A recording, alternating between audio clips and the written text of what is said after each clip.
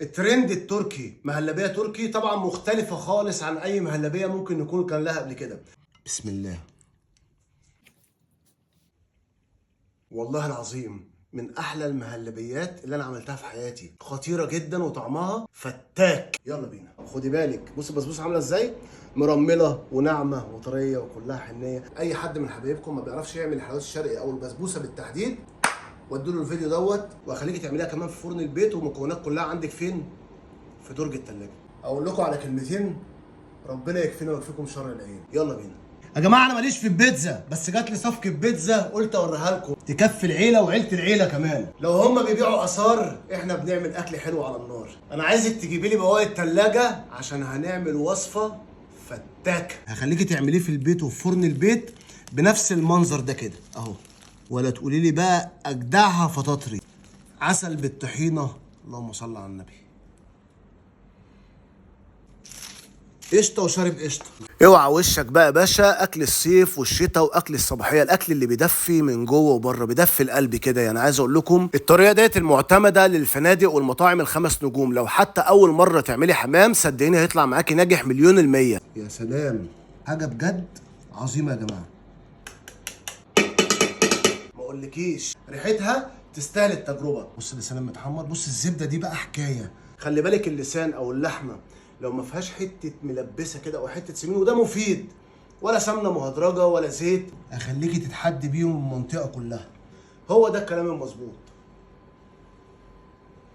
هي كده، هي بتتاكل كده. مش هتلاقي الكلام ده غير في صفحه كريم الحديدي وبس. في 5 دقايق هتعملي وجبه محترمه جدا. فراخ على الطريقه التركي هنعملها مع بعض. الموضوع مش محتاج كلام كتير. تحيه كبيره للريف المصري وللصعيد المصري. لو اول مره حتى هتعمليه هيطلع معاك الوش كريمي كده. بص المنظر عامل ازاي، الصوره بتتكلم عن نفسها. والله العظيم تاكلي صوابعك وراها. بليله بالطشه والزعفران، ده الجديد.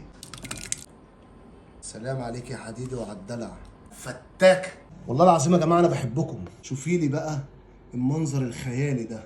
تعالي بقى كده شوفي لي التسويه. بص المنظر عامل ازاي. هنفتح كده ونشوف. يا سلام. وناكل على طريقه الشعب السعودي.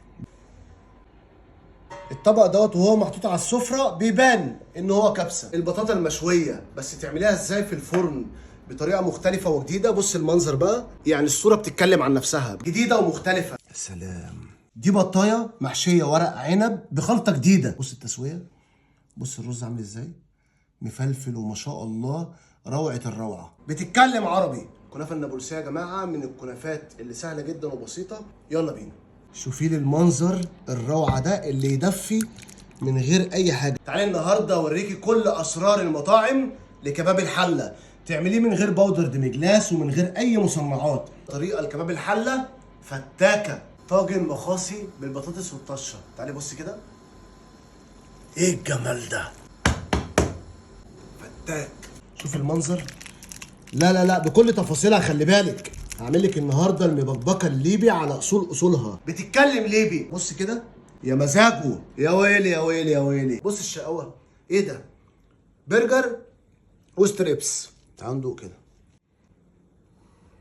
ايوه بخلص الكريب وطالع اهو.